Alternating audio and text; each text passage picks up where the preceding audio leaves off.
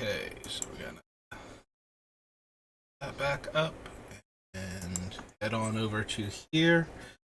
Alright, so get on over to my headset so that I can hear myself. And there we go. Alright, so I did promise a draft. I could find the time. So this may get split into two parts. If it takes too long, I do have to go get my brother from work. If you were watching my earlier videos from today, where I was working on the Beamtown Bullies deck, I had to take a break to go bring him to work in between the two videos. So this may get broken up into parts 1 and 2, and I did not change my thing. Don't I feel silly? This is still on building Beamtown Bullies, but this is actually Baldur's Gate.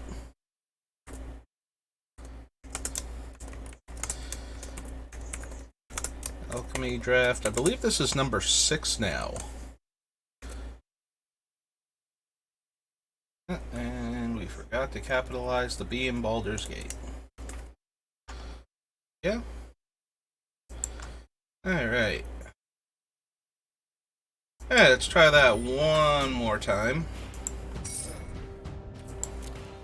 Alright, so our last draft started all, well, the draft itself, I thought went very well at first. Then I promptly lost the first 2 games and had to try and make some adjustments to the deck and rally.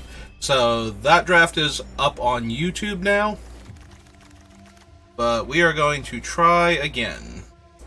And hopefully this time we will actually be able to do well enough. Alright, so this was a commander set card before. Whenever one or more creatures you control deal combat damage to a player, make 2 treasure tokens, sacrifice X treasures, target creature gets -X/-X as a sorcery. If you've ever played against Professional Facebreaker in the previous, in New Capenna, Grim Hireling has similar game text, where the Facebreaker lets you trade the treasures for cards off the top of your deck. Hireling lets you trade the treasures for creatures on the battlefield. So that will be the card that we're taking.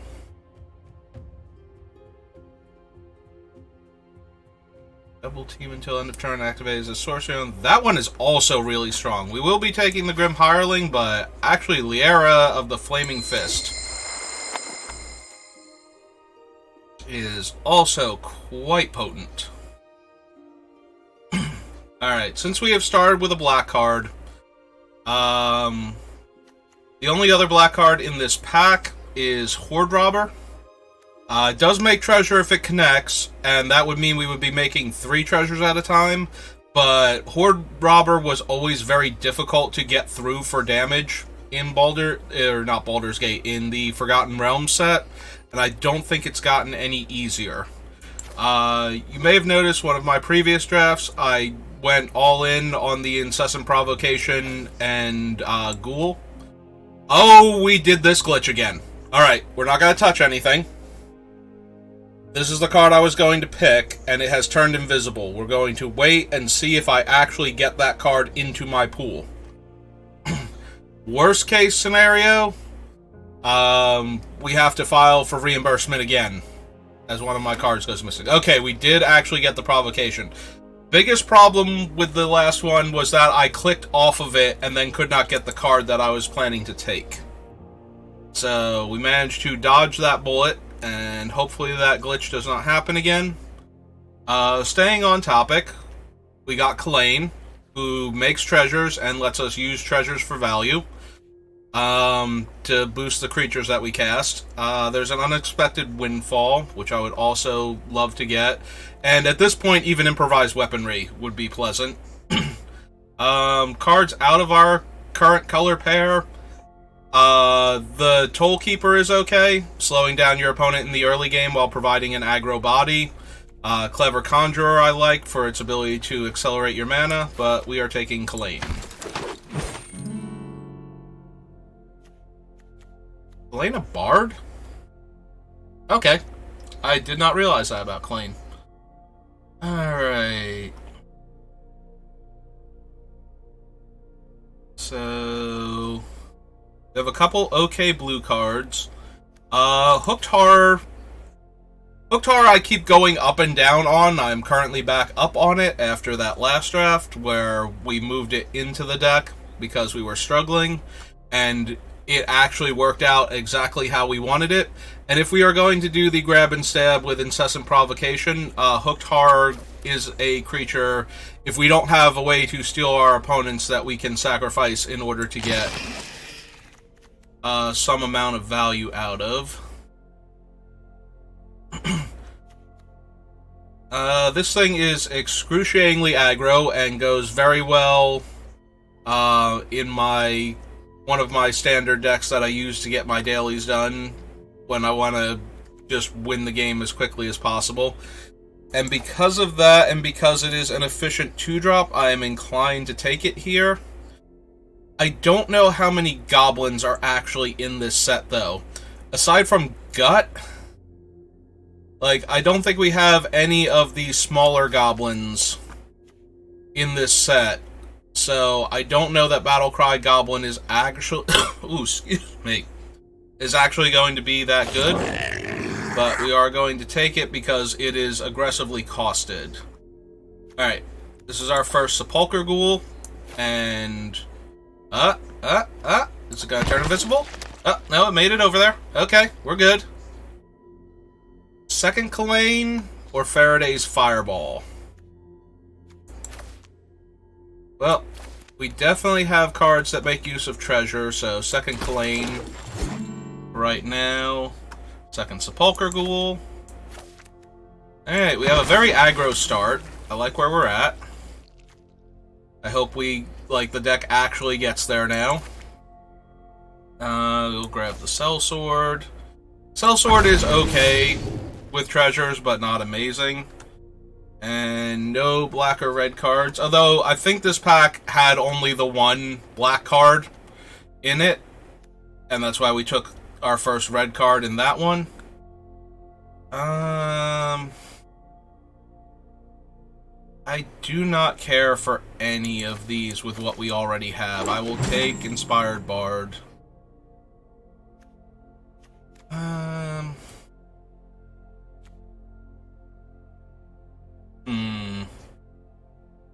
Also not thrilled with any of these. Alright, we will take the Slod. This time we're going to take Dueling Rapier. Inspired down there. Villain's Lair. Alright, so we are looking for more Incessant Provocations. And beyond that, good cards in general. So there is Ambergris, the Citadel agent. I like her a lot. When she attacks, you may discard your hand to draw 2 cards, and then when you specialize, you get effects based on her color, keyed to the number of cards discarded. Also in this pack is another Faraday's Fireball. We did not get the first one. I'm okay picking up some of those. I would like some of them for our deck, but I also want the early game to put pressure. Fraying Line is a good way to wipe the board. The opponent gets to save 1 creature if they pay 2. Otherwise, they lose all of their creatures. And then we can choose not to pay for it. Because of that, though, because they get an opportunity to save their 1 guy, it's not the best. So I'm going to take the Fireball here over the Horde Robber.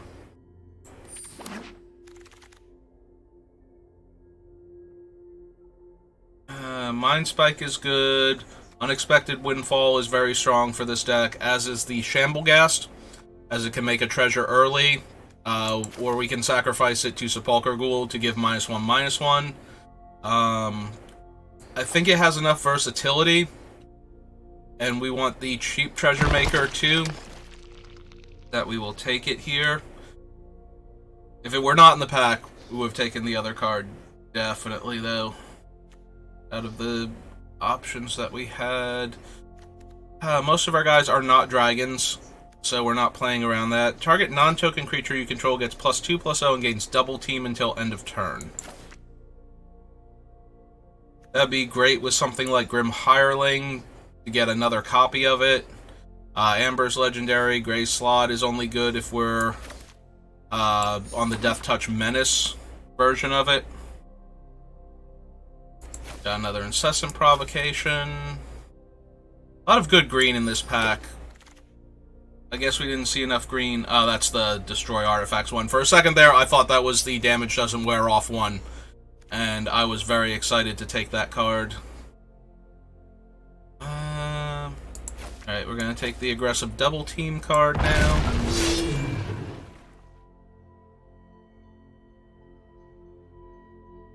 I do like the double team mechanic. I've said this in multiple other drafts that we've done. It plays out very well unless your creature actually gets brickwalled by what your opponent is doing. Like, if you can attack into it and either force a trade or get through for damage, the double team mechanic is excruciatingly strong and limited.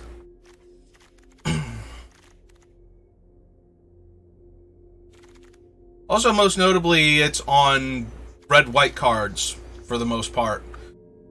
There's another Ghoul and another Incessant. Alright, we're going to take the Provocation. But I would really like the other Sepulchre Ghoul, too. I probably should have more Ghouls than Invocations, or Provocations, rather, but it is possible to find other cards you can sacrifice the stolen creature to. So if we could pick up Deadly Dispute, for example.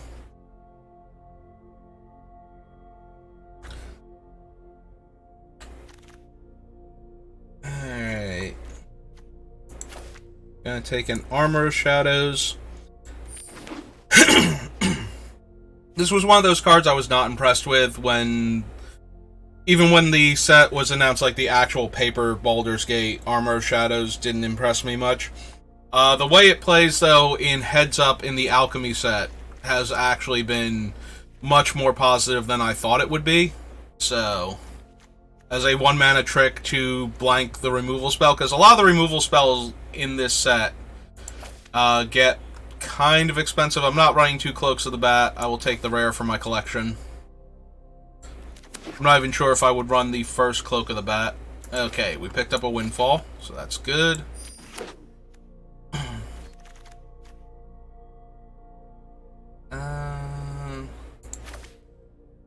Alright, we will take the Stalwart. 1 Armor of Shadows is good. I don't know that we would need more than 1.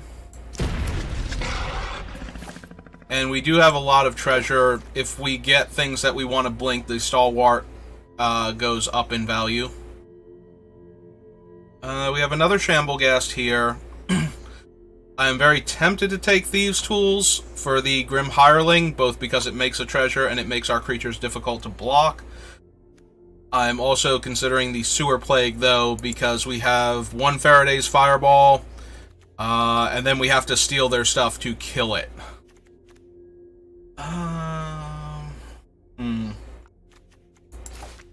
I actually think I like the Thieves' Tools slightly more here, because of their interactions with the other cards that we have. Okay.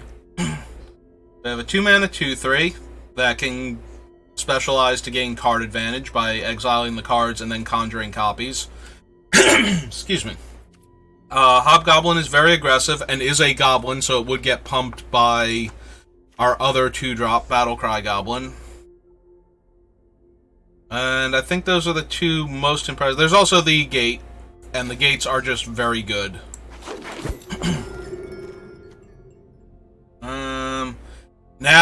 Now I regret not taking the other Ghoul to have 3 Ghouls. I don't think we need a 4th Provocation. We need ways to sacrifice the creatures first, at least, before I would run a fourth one. So many copies.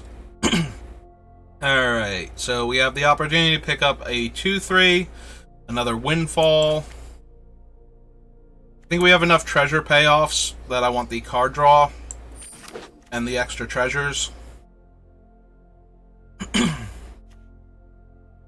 +2/+0 gains double team until end of turn. First strike if it has the same name as another creature you control or a creature card in your graveyard. Just gonna finally clear my throat, hopefully. We already have one Unexpected Allies. Am I running the Earthcall Elemental or another Sellsword? Probably not, but maybe. Are there... I don't want to splash for the contact when we have two of the other thing. There's another Flames of Morden, which again made me think it was the other card for a second. Fortunately, we have a double team creature. Ah, card's not moving. There it goes. Didn't move on my screen, but made it over there. There's our other Sepulchre Ghoul, and I will gladly take him over the Slod, the Red Dragon, and the other thing. Okay. Now that we have the tools, we might be able to get the Horde Robber through. And if we start making 3 treasures a turn, I'm going to be very happy about that. We can cast her off of treasure, and she makes things unblockable. Right? That's her whole shtick. And then bounces them back to our hand. I'm going to grab her over the Earthcall Elemental that we're not running. Take a Hobgoblin Captain. Our deck's very low casting cost and aggro. I don't know that we're running 4 of those, even though we got the 3rd Ghoul, but now we might. I don't want to run too many ways to steal things and not enough ways to sacrifice the things, because stealing them does almost nothing if you're not either being aggro enough to get through for damage. Yeah, we're definitely not running that one, and we're probably not running that, and I don't know that we can afford the deck space with all of the other instants and sorceries we have. If you're stealing your opponent's creature for a turn, that does nothing when you're behind. Excuse me. And you're spending, in this case, 4 mana and a card to do it. So, you have to either be getting the board position necessary to win the game, like stealing their large creature so it can't block and eat your creature in combat, and getting through for damage. No islands, we won't need you even if we're running her. Thank you kindly. Actually, I think we need more black than red. We can cut the Earthcall Elemental. Let's split everything up into creatures. I always like to do that just to see what creatures, excuse me, I actually have to work with. So we have 1, 2, 3, 4, 5, 6, 7, 8, 9 non-creature spells right now. So I definitely feel okay cutting at least one of them. I don't like to run more than 8 at maximum, unless it's a Spells Matters deck of some sort, and usually that shows up in more advanced sets, like Master sets or Cube drafts or something. In normal, everyday Magic set drafts, creatures are how you win almost every single time.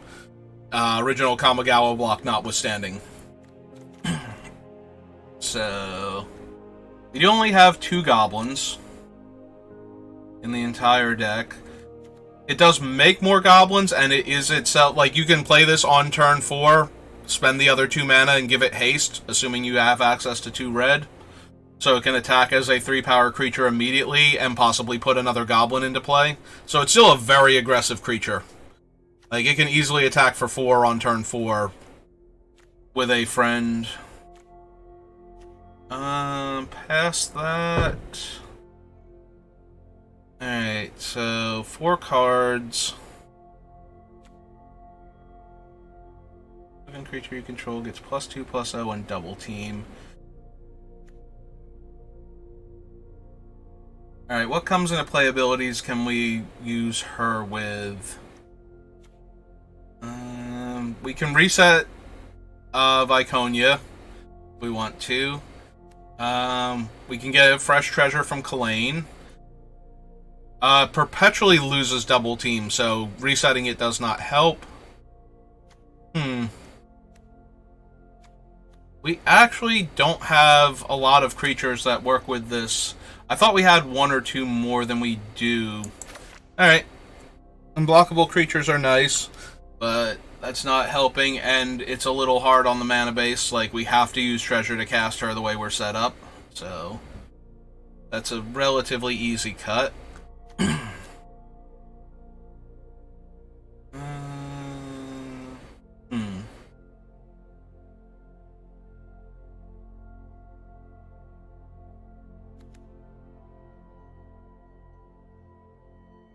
Our deck's set up to be very aggressive. We have multiple haste creatures. Alright. We might come back to this later. We might come back for this hooked horror. But right now, this will always have haste. This can probably have haste. This one will, if any of our creatures can get through, will give us a way to kill the aggressive creatures that weren't back to block when we cast this thing out. She has haste. So right now we have a lot of aggressive, hasty creatures at our top end. So if we can put pressure early on, we might be able to finish games before opponents recover.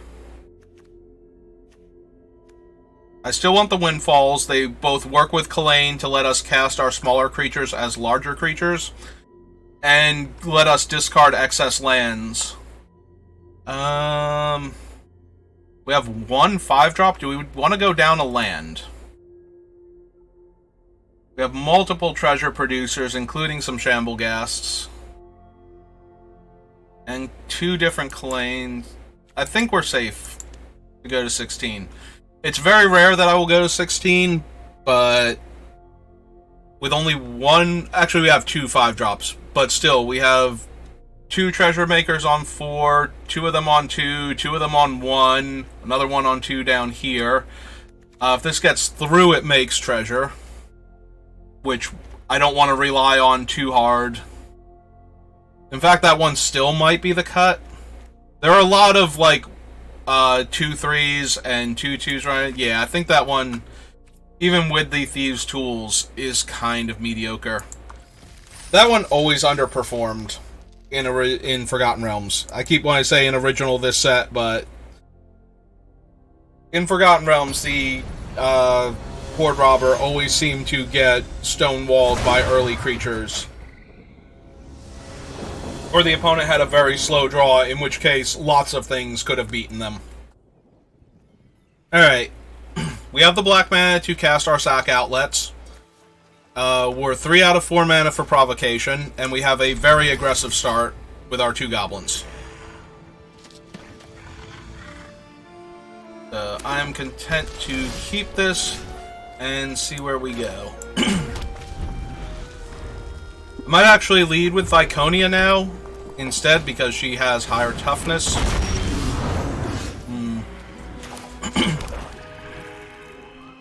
I played an 0-2, but they can ramp into a 4-drop next turn. Most of the 4-drops will probably stonewall me, though, so we'll run out the higher power creature now. Let's see if they actually have a 4-drop. They might play, like, the 4-3 that fetches a dragon when it dies, or something similar to that. So, if it's an X3, we can at least attack into it with the 3-1 and offer the trade.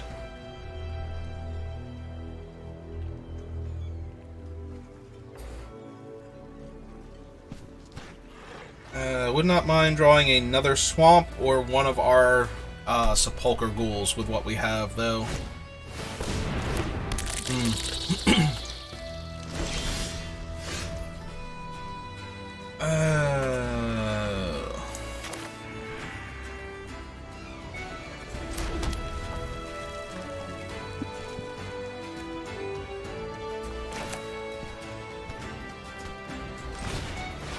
Alright, we're gonna run her out. pass, because they're not going. They wouldn't block. They would go to 17, but then they're going to attack me for 2. If I hold this up, maybe we can get rid of the first fire ant and exile it, and then have her specialize so we can get a fire ants. That we can have another aggressive creature on the board. We will be trading our hobgoblin for the fire ant this way, if we decide to do this. If we don't do this, it was a terrible mistake not to attack them for 3, because they would definitely be at 17 otherwise.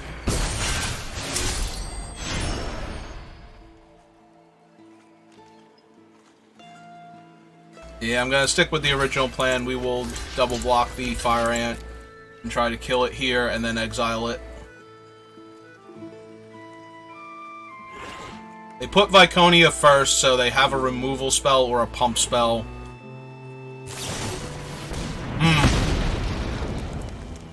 Ah!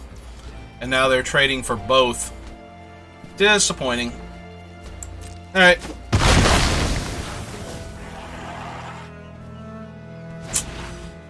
And they have another one of those, so they get to gain 2 life off of it. Alright, we have drawn, I think, every provocation in our deck. Over our 4th land. Arena. I went down 1 singular land. That doesn't mean you have to deny me my 4th land for 5 consecutive draw steps. Like, try to be a little realistic with your with the way the mana works. Going down 1 land does not instantly cause me to never draw a 3rd land forever, or never draw a 4th land forever. Like, that is not how Magic actually works. I mean, apparently it is, but yeah, your program's mathematics are very faulty here. Oh, fortunately they dragon fired our other 2/2. Alright. We need to draw so many different things right now for this to start going back in our favor. How does that even work if we give it that thing? We have lost, by the way. I don't know if you could tell. There's a 99% chance that this game is going to end very poorly for us. They have 1 card in the hand. That is the only thing we have going for us. But I cannot see us winning this game. They have 5 points of unchecked damage right now. Oh, good. There's Skanos. And we have no way to interact with basically any of this. Oh, they're gonna hold back to stop my menace dude, I guess?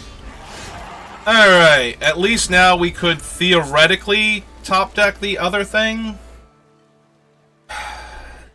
Do we just want to windfall and see what we get? See if we can find our other guy and cast him out real quick. Because we're going to need to stop Skanos. Skanos is genuinely terrifying. Alright. Discard the sellsword. We found a 5th land. No sack outlets.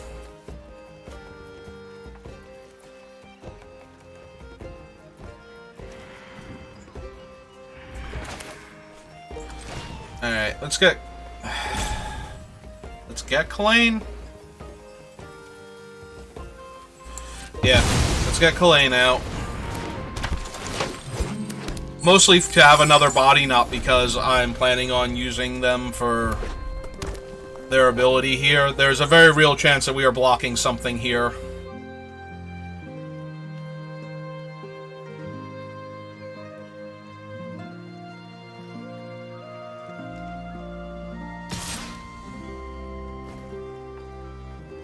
That's a good sign. If they're not bothering to use Skanos to attack us, or to level it up to buff the dragon.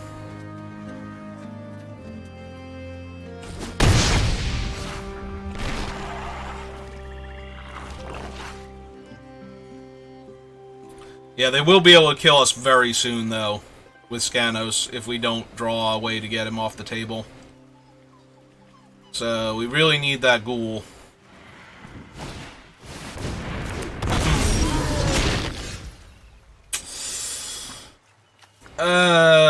Sadly, that is going to be too little too late. No game. We would not like to sacrifice the treasures that we need to win the game.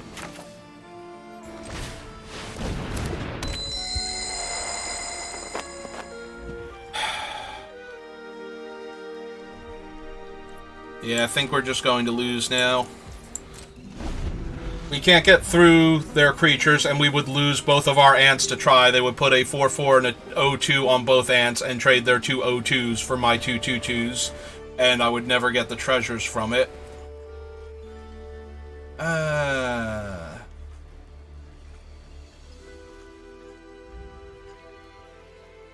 Scanos transforming will probably kill us this turn specifically.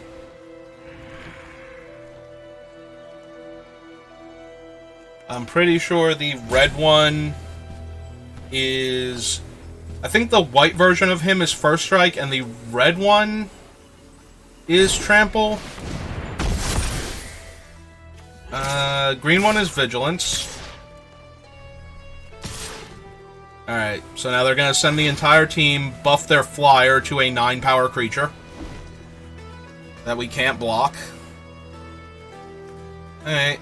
So, 2/2 here, 2/2 here. That's not going to work out well for us, is it? They have the 1 menace creature. They have Scanos that we have to get rid of. We're taking 9 going to 3. So, only the menace creature is not lethal here.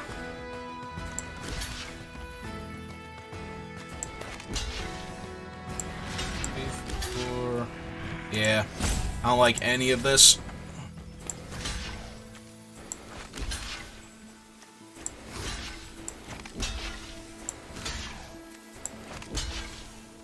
And puts us to 1 on board. Yeah, there's nothing we can realistically draw here that would get us out of this. Even if we had the ghoul, we can only cast 1 spell this turn.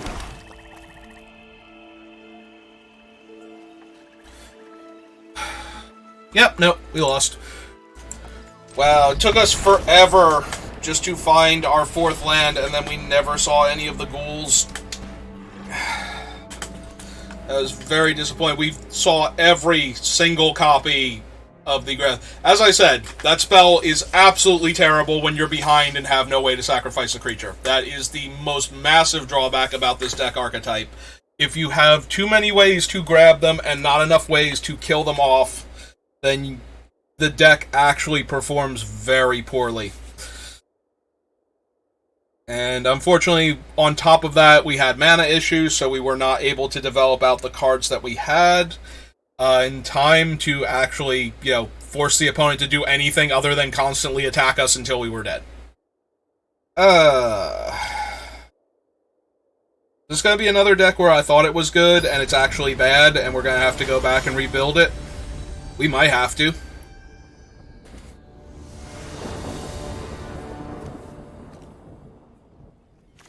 Well, now we are mono black and stuck on 2 lands.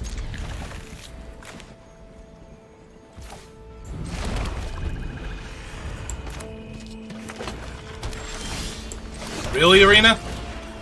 You know this is unrealistic, right? Like, Paper Magic, this will happen like 1 in every 5 to 10 games. This has now happened 2 games in a row. Apparently, really. Okay. So, Magic Arena's algorithm really hates 16 lands in Limited, apparently. Like, has such a massive hatred for it that it thinks that this is a reasonable land draw based on the percentage of lands in our deck.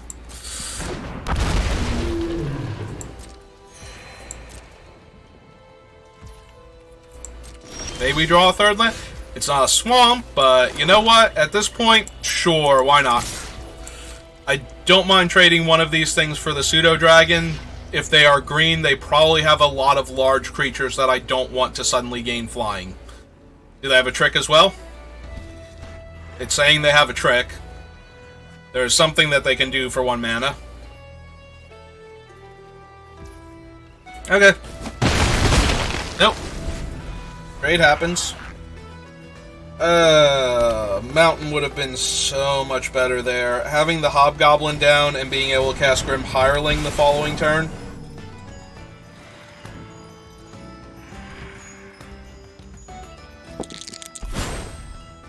Alright, so they get 2 lands to their hand. They are splashing red. So they are splashing red and they are blue and green. We can expect to never draw a Mountain, because Arena has decided that 16 lands means I don't want lands. That I need to be color screwed and mana screwed every single game we play. This is a frustration attack, and I should not have done it. That was just me, like, full-on baby raging over here because I cannot draw a Mountain, and I'm really annoyed. That is the card I was expecting, though. And whereas we could... Oh, wait, we could not have top-decked a Mountain and killed her because we don't have enough mana, because she has Ward 2, I believe. Yes. So we would not have been able to steal her anyway. We have a monochromatic red hand, and this is one of the most powerful cards in this set, period. If they have literally any dragon card, we just die. Alright. I guess we're going to add a 17th land back to the deck just so that the algorithm stops intentionally screwing over my draws. But yeah, they will play a single dragon and we will die. They don't have to play a dragon. We are so far behind now that they don't need to play anything for us to lose this game. But we are so far behind that, yeah.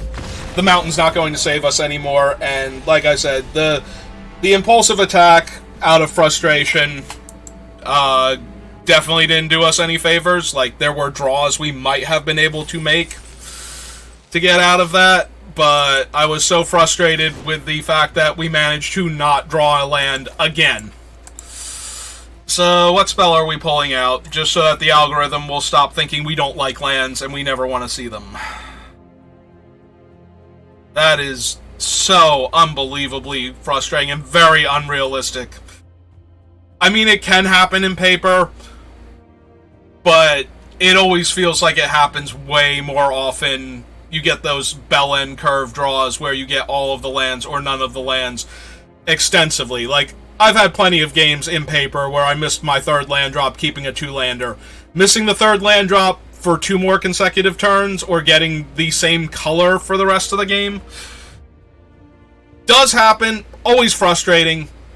Never feels like it happens even half as often as it happens when you're doing it online. So, which card are we going to take out? I feel like it's probably going to be one of these two. Maybe it's the Thieves' Tools. I did take out the 1/3.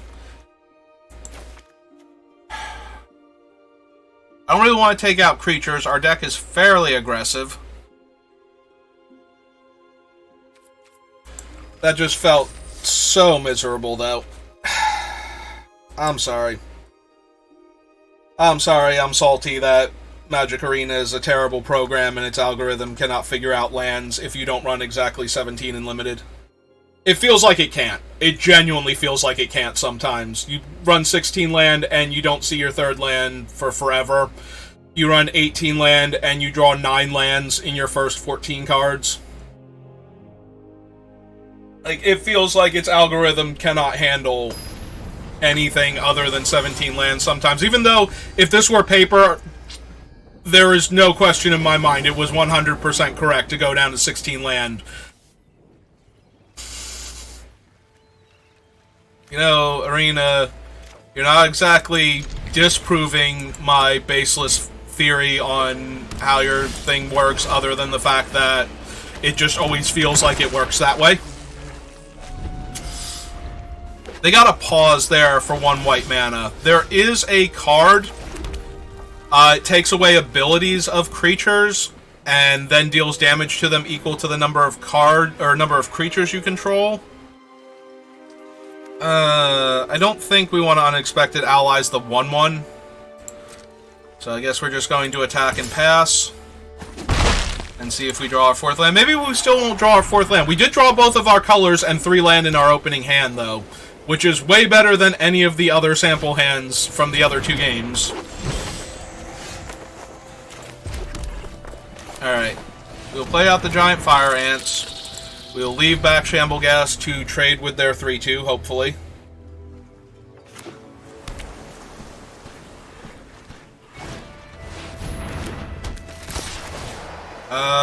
They're going to make it unable to be blocked and bounce it back to their hand.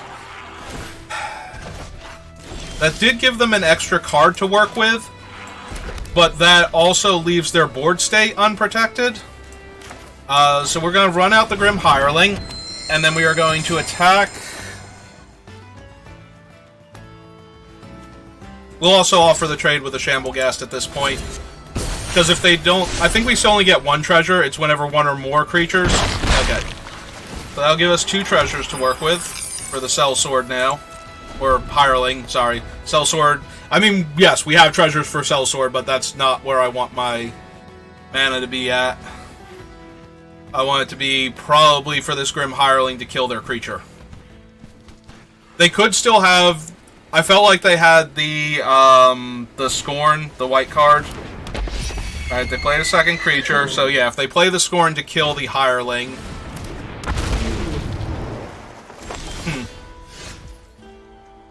It really felt like they had it before. Alright,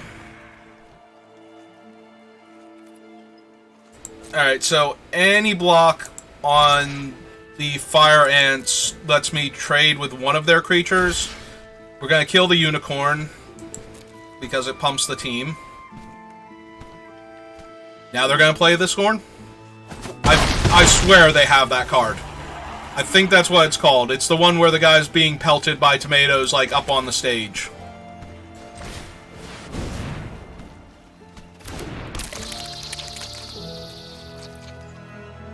Do we want Viconia in play? At the cost of one of our treasures. No, I think we want to kill one of their 2 toughness creatures. End of turn. Oh no, this is sorcery speed only, right? Yeah, okay. So we won't be able to kill any of their creatures here.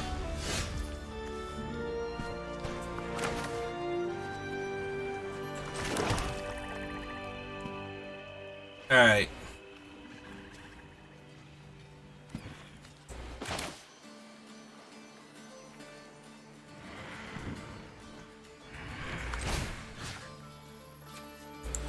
Alright, we're gonna steal their 3-2, because they don't want to kill their own 3-2.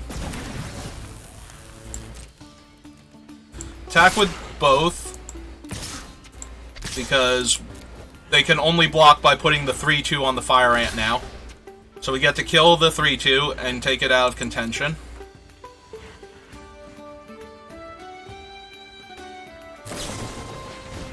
Ah! That's the one they had. Alright. So, yeah, 2 more treasures. Draw a card. We're gonna activate this. 1, 2, 3. And finish her off.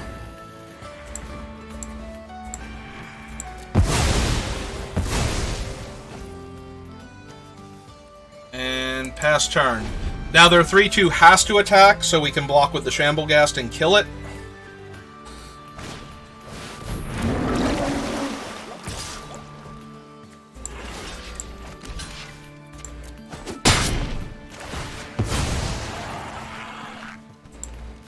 Alright, finish her off.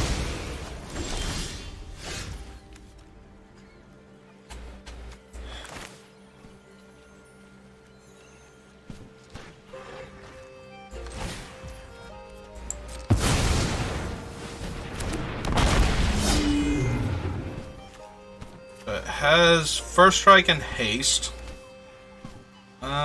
Gains double team, so we would get another copy of it, and they would have to block or lose their... Or I would get treasures. Although it has first strike and haste, they already have terrible blocks. Let's just attack with it.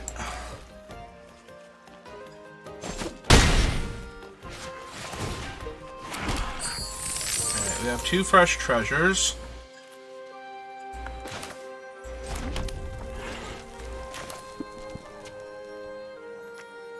Alright, we'll run out Viconia now.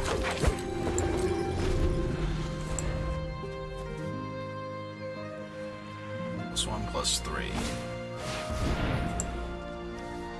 Who are we trying to minimize containment? The Grim Hireling? A little sad, but we have enough uses for treasure that I'm okay with that. And they're planning on attacking with Water Weird. They were highlighting it so much, I thought they were just going to attack with it and use the other thing. Alright, let's exile her.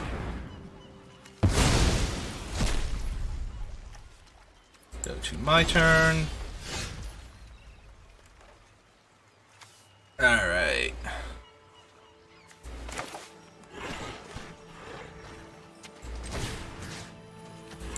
Let's borrow your Water Weird.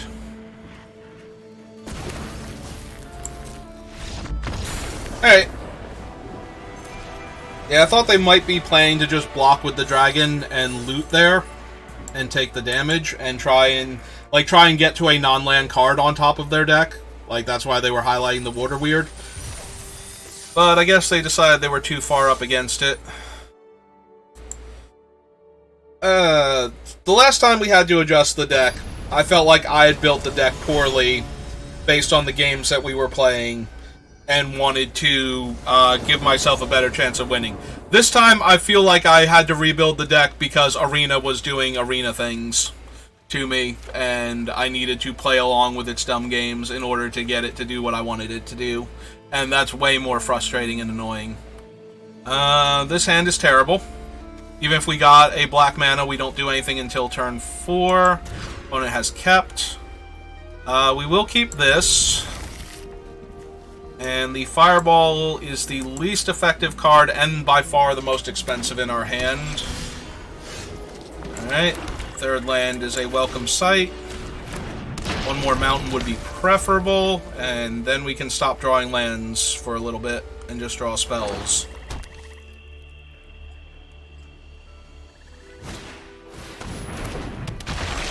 Alright, they also have Sepulchre Ghoul.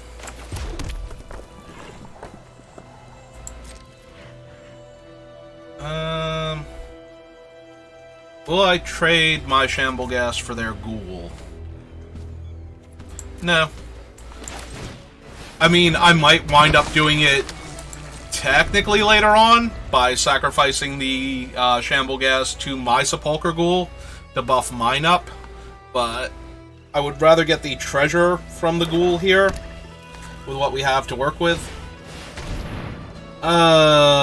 Enters the battlefield, you get a boon with when you cast your next creature spell without flying, it perpetually gains flying. Alright. Lulu's a problem.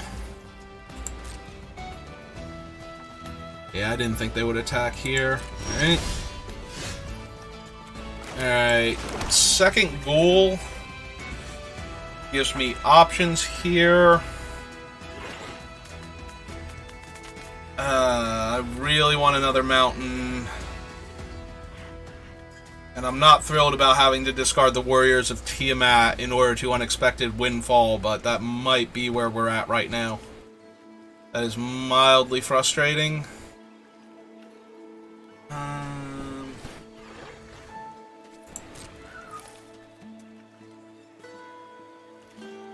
Alright. We'll pass the turn for now. Depending on what they give flying to, if we top deck the land. Oh, she has... Yeah, no. We can definitely grab her and throw her at our opponent. Ah, they're not even attacking for 1 in the air. Alright. Alright, we did draw our 4th land. And it's still not a red source, so Unexpected Windfall is currently still off the table.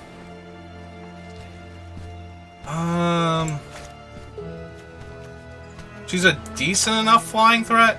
If we try to grab her, they might just sack her to Sepulchre Ghoul themselves.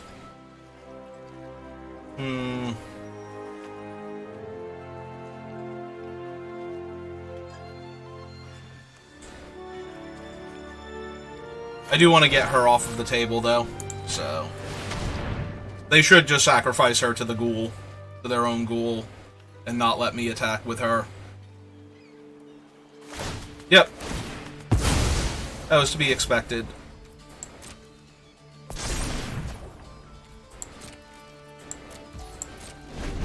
Alright. Yeah, she is a growing threat that buffs your entire army and then had flying on top of that. I think I'm okay spending 4 mana to get her off the table.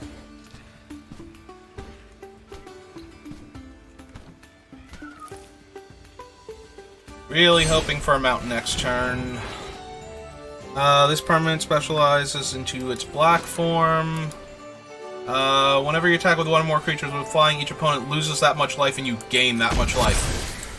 Alright.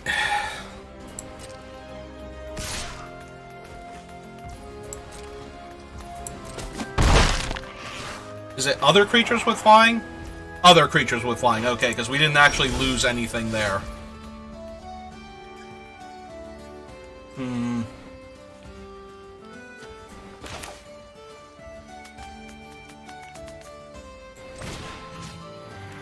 Alright, let's make them sacrifice Lulu.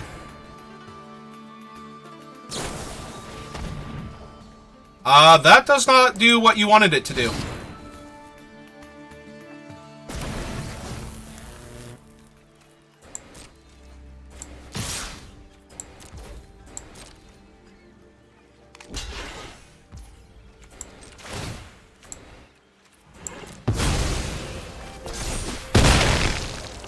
Alright, so our opponent spent a card to do nothing, and then let us kill both of their creatures.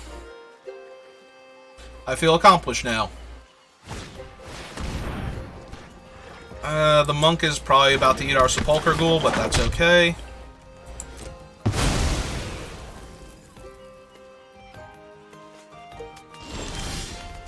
And we have found our 5th land. Let's get the Warriors of Tiamat down. Attack with both. And I've gone from frustrated to very, very confident in our ability to win this game now. They discarded a swamp before. I don't know that they have their 5th land for Rasad. What does his black form do? They also have their own Viconia. When it dies, you get a 4/1 Menace Skeleton, which is easily dealt with our Shamblegast.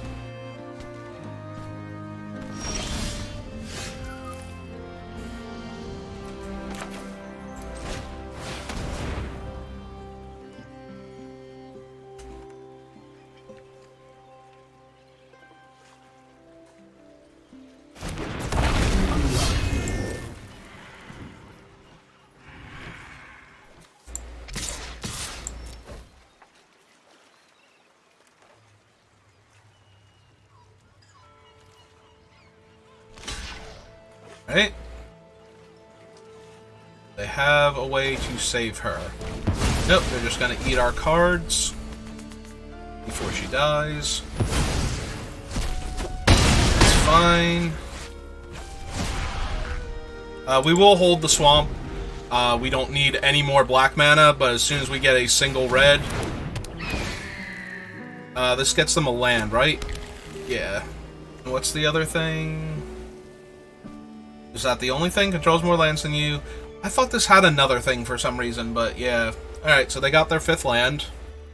They discard one before to their other creature. Forget which one. Oh, right, to Lulu. Oh, good. Alright, they haven't had anything yet, so let's keep putting pressure on them with the Warriors of Tiamat.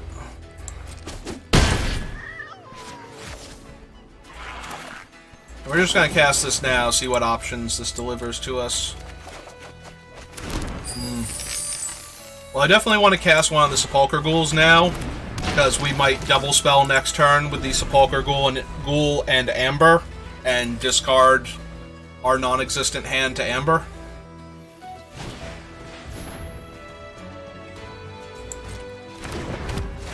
I'm assuming this is going on the Ghoul. Yep, that's fine.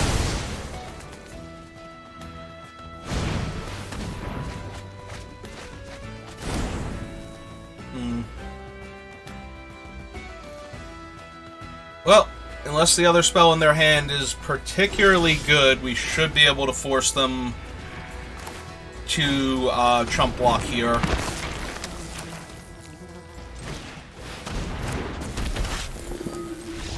Yeah.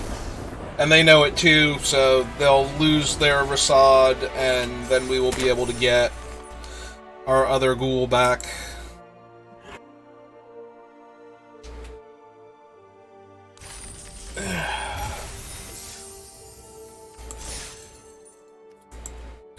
Alright.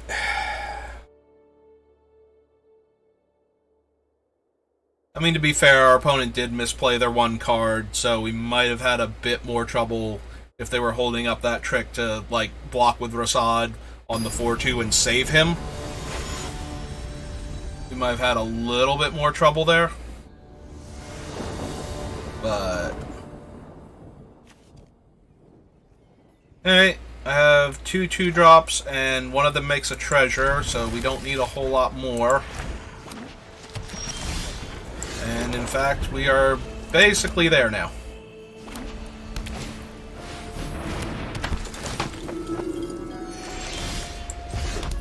We do need to find our ghouls, because once again we have found all 3 provocations, but I'm probably going to cast out and attack with this sellsword next turn.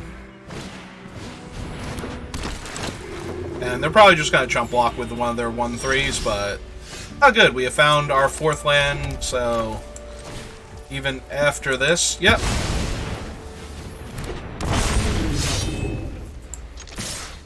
Oops. I'm down, Klein. I know you're all excited, you love your new artwork, but that does not mean you can rumble with these clerics. They think you're too edgy and pushing your modern ideals on them, what with your petticoats that come above the ankle.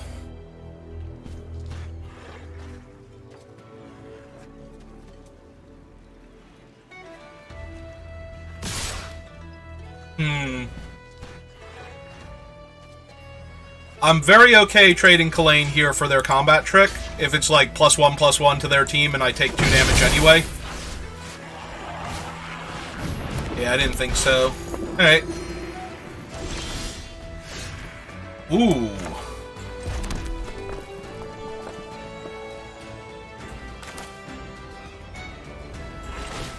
Alright, let's give our largest creature double team then. And attack with it. Conjure another copy. Oh, wow. Alright, and now this 2-3 will hold off their entire ground forces, barring their combat trick again.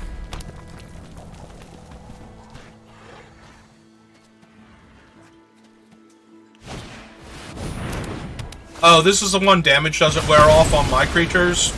Yeah. That was the one I kept thinking that other card was every single time I saw it.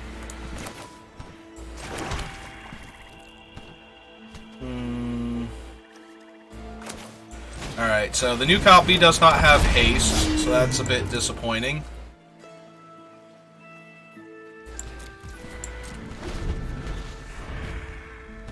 We might exile our own creature and specialize. What's our red version give us? When you specialize, conjure a duplicate of target creature card, exile with this card into your hand. Oh, they have that fraying line thing. Enters the battlefield, put a rope counter on target creature you control. Beginning of each player's upkeep, that player may pay 2. If they do, put a rope counter on a creature they control, otherwise exile it, and then exile everything without rope counters on it. Okay.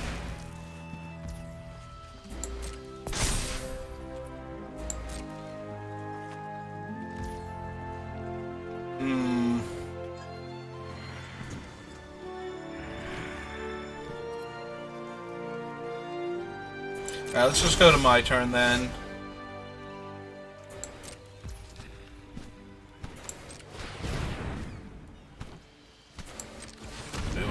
We'll tap that one. Let's put the rope counter on her and then attack with the sellsword. Because they might block it with the 1-3s to give it basically perpetually a -2 toughness. Because of their enchantment. Alright.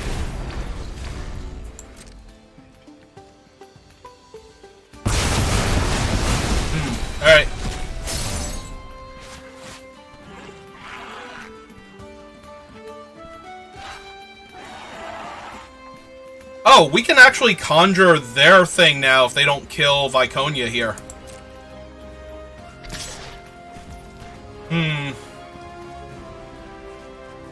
I might actually want to conjure their thing and destroy their enchantment. Alright, I'm down. Let's not block here.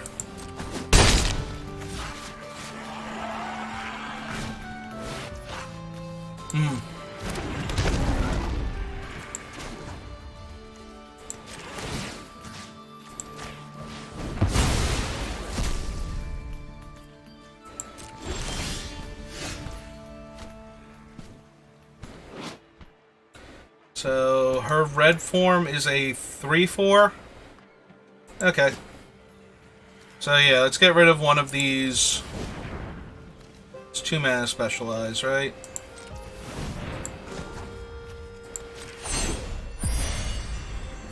Choose her red form. Discard one of these.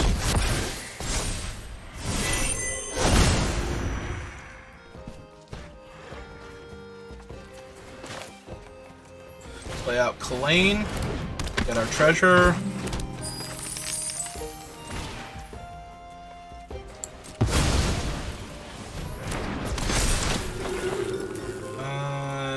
Destroy target enchantment. Alright. And they are forced to block. This thing has haste also. We can still eat cards out of their graveyard. Yeah, I'm okay with just forcing them to block with the 5/3 and killing it for our 3/4 that we just made. Sounds good.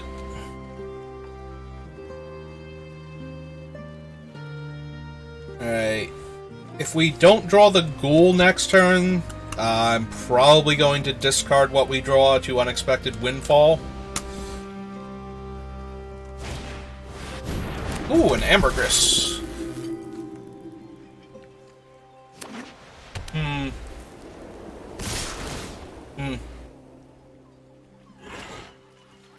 But they didn't discard their hand. Alright, I'm really curious what the combat trick they have is, and I would like to get Amber off of the table if at all possible. Oh, this doesn't give first strike, so this is just a trade.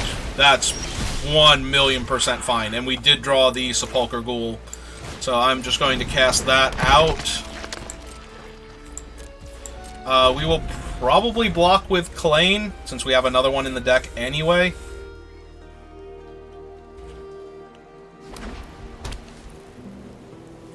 And I don't feel like taking 4 here. I would rather them waste basically their whole turn equipping a 2/1. Alright, so they have decided they don't want to equip. Yeah, let's just get rid of this thing. I'm going to have to trade with it anyway. They do something else. Oh! Oh, that is mean, and I love it. So, we have the giant fire beetle, so I believe that conjures it to our hand. Yes. And now it loses double team. Oh, that's so mean.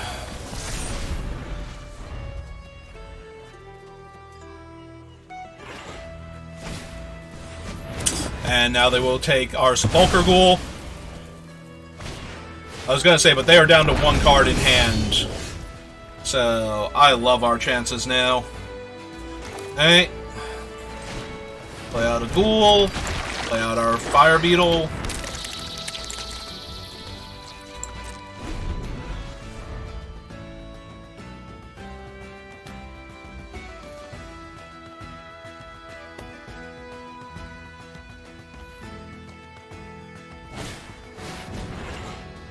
Okay. Nope, that works.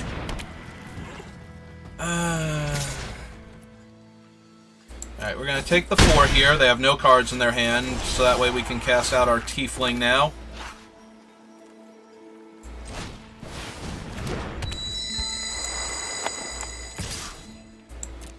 Back up for 2. Make 2 more treasures. Activate our Tiefling. Set that for 3. Target their creature. and sack our 3 treasures. So that leaves them with no board, and if they play a creature, we just win the game. I mean, it has to have 2 or more power.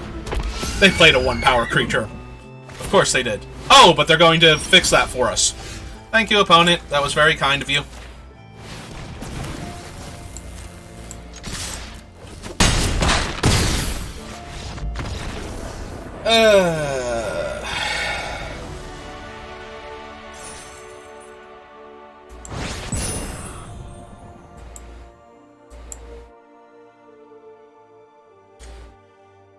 Just went back up to 17 lands. It's basically all we did.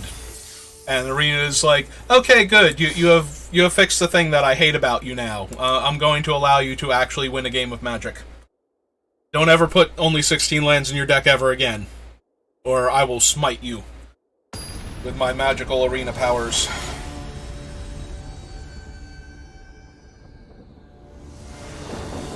You put 16 land in your deck, you better be monochromatic, and your curve better top out at 3. Or I'm having exactly none of it.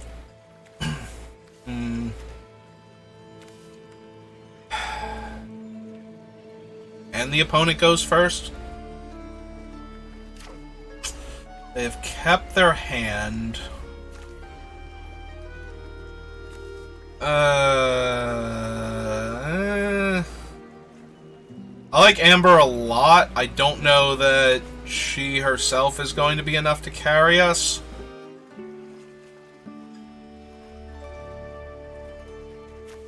I wish this Grey Slod was the Sepulchre Ghoul. I'd feel way better. Hey. Huh. Hello, opponent. Also, hello to you, Shamblegast. Thank you for showing up and basically fixing the only real problem I had with this hand that made me question whether or not I should be keeping it. Hello, Sepulchre Ghoul.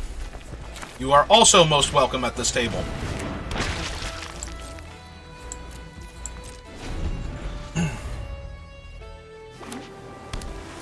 Oh, this feels like Miram again. This isn't the same opponent, is it? I forget what their name was now. But I am not entirely unconcerned that this might be the same deck. Or the same opponent from before. Hey, let's get him for 2.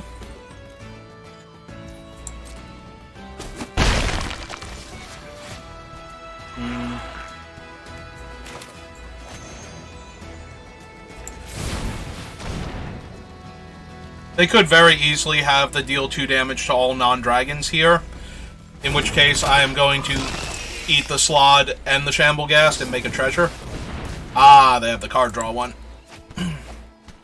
Made cheaper by them having a dragon, and then ramped into by the Scale Nurturer. Yeah, if they have Miram, I'm not going to be able to get to the 6 mana I need fast enough, I don't think, to steal her, because she's a 6-drop and they are already on 5 mana. I might actually take their Scaled Nurturer to knock them back down a little bit. That seems a little on the weak side, but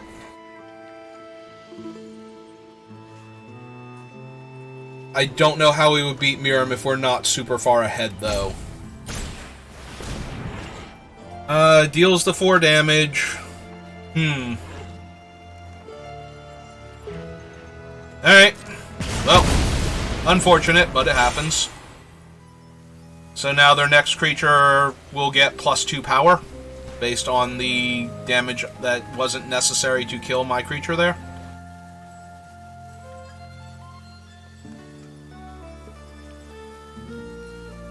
Are they going to cast another Scaled Nurturer and have it be a 2/2? Ah. 3/1 flyer. Got it. And that will give them the 6 land they need to cast Miram next turn. Yeah. If this is the same deck, we are about to lose this game because we are not anywhere near far enough ahead to combat Miram. 4, 5, 6, 7, 8 puts them to 10.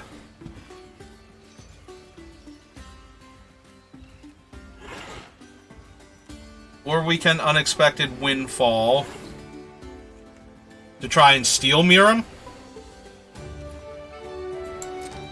Alright. Let's attack first. See what they do. Alright, they are choosing to trade with the Slod. Okay.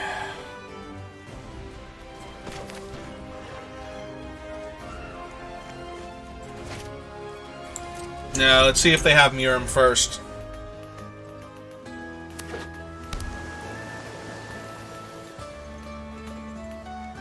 They might not have her in the hand, they might just have been setting up for her this whole time. Yeah, they're casting this blue dragon first, looking for her. Did put the card to the top, so whatever it is, they liked it. Another mana dork.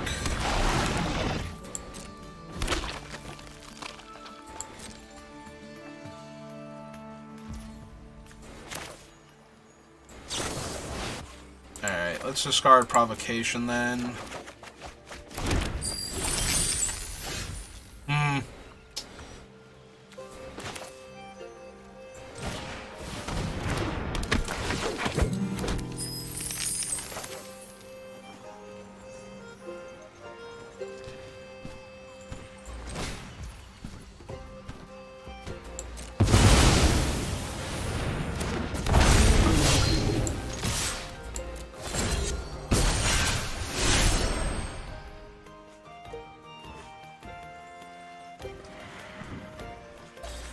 I'm gonna mute that. That's gonna be my brother.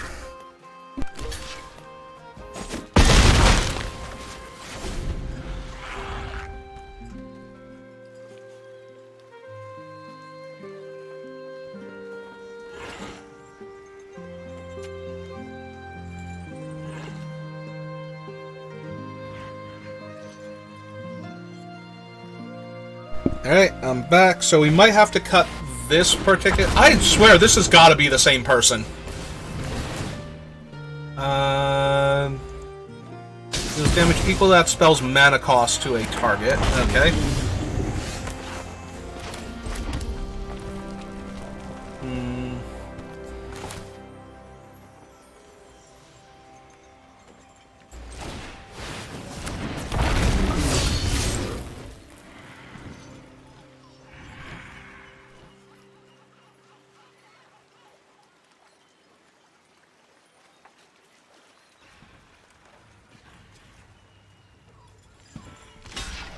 Okay, they're just gonna chump it then?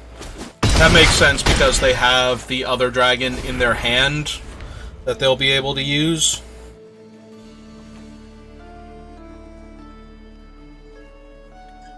To kill the 7/5, since I believe it was casting cost, right? Yep.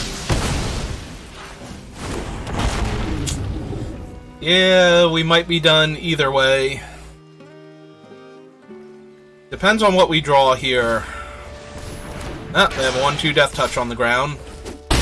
Mildly frustrating.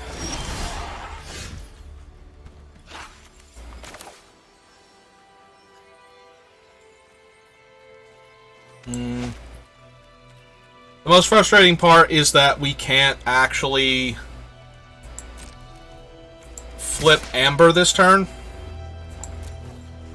I'm going to attack here and double spell this turn and hope to top deck. So her her red version deals X damage, her black version gives -X/-X. Alright.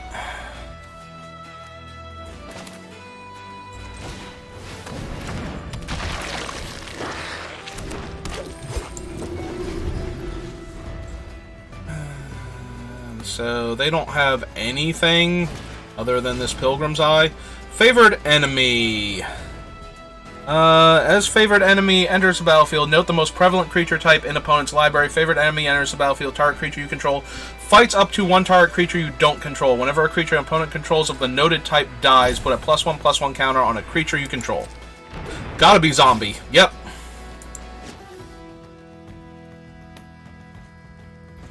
So now they will probably try to fight the Sepulchre Ghoul, I guess. Oh, they're going to try and fight Viconia.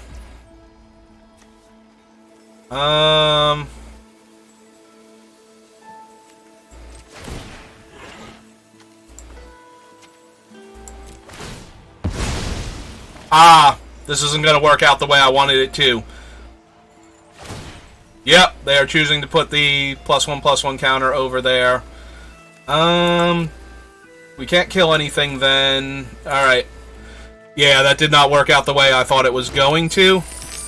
So, yeah, they're going to put the counter there. We will exile... Do they have any dragons? They have the Dragonborn in their graveyard. I guess we'll exile the Pilgrim's Eye in case they get that back. And... Alright, this is only once per turn anyway, so we can't even pump... Was he always once per turn? Maybe they changed that also on this thing's game text? This seems really bad for us, though.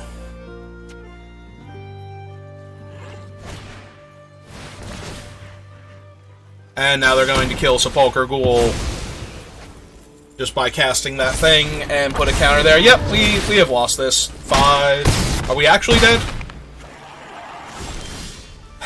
No, but